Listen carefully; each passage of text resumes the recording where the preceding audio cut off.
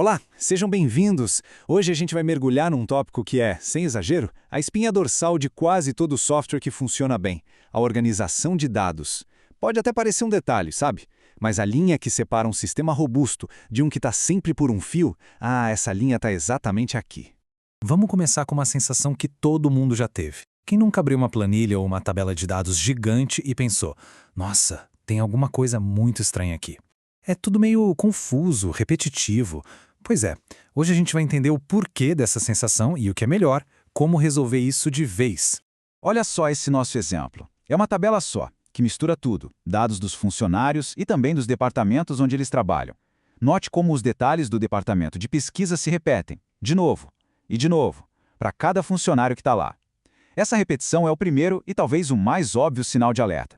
E essa bagunça visual não é só um problema estético, não. Ela é perigosíssima. Ela cria problemas reais que podem corromper os dados e, no limite, quebrar um sistema inteiro. O risco aqui é muito, mas muito maior do que parece à primeira vista. Ok, vamos mergulhar fundo nisso. Esses problemas têm um nome técnico, anomalias de atualização, mas pode pensar neles como as dores de cabeça, os sintomas de um design de banco de dados doente. E são basicamente três tipos principais. A primeira dor de cabeça é a anomalia de modificação. Imagina o seguinte, o gerente do departamento de pesquisa mudou. Para atualizar essa informação, é preciso caçar e alterar a linha de todos os funcionários que trabalham lá. Agora, e se uma única linha for esquecida? Pronto, o banco de dados passa a ter duas informações conflitantes sobre quem é o gerente. A inconsistência foi criada. Depois, vem a anomalia de inserção. Digamos que a empresa quer criar um novo departamento, o de inovação, mas ainda não tem ninguém contratado para lá. Com essa tabela, simplesmente não dá para fazer isso. Como cada linha exige um funcionário, não tem como cadastrar um departamento que ainda não tem gente. A informação não tem onde ficar. E para fechar, a anomalia de exclusão. Pensa comigo, se o último funcionário do departamento sede sair da empresa e for removido da tabela, o que acontece? Puf! Todas as informações sobre o departamento sede, o nome, o gerente, tudo, somem junto. Por quê? Porque não existe mais nenhuma linha para guardar aquela informação. Ela se perde sem querer. Bom, agora que a gente já entendeu a encrenca, como é que se começa a resolver isso? A solução nasce quando a gente descobre uma coisa chamada dependências funcionais. Pensa nelas como as regras do jogo. Regras lógicas que já existem, só que estão ali escondidas nos dados. Uma dependência funcional, falando de um jeito bem simples, é uma regra de se, então, nos dados. Ela diz que se a gente sabe o valor de uma coisa, que a gente chama de x, a gente automaticamente sabe o valor de outra, a y. É uma relação de determinação. O exemplo mais fácil de ver na nossa tabela é este aqui.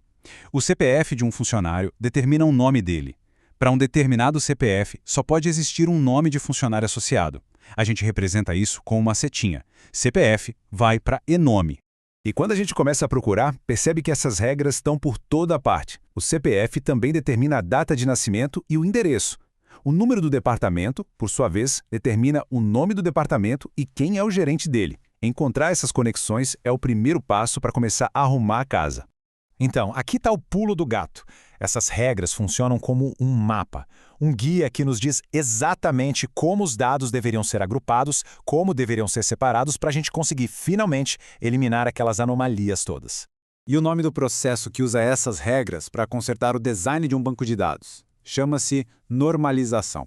É basicamente um método, uma série de passos bem definidos para limpar e organizar nossas tabelas de um jeito lógico. A normalização tem várias fases que a gente chama de formas normais. A primeira forma normal garante que cada campo tenha um valor único. A segunda garante que um dado dependa da chave inteira da tabela, e não só de um pedaço dela. E a terceira remove os efeitos dominó, sabe? Quando um dado depende de outro que nem é a chave principal. É tipo uma faxina em 3 etapas, cada uma deixando o design mais limpo e mais forte.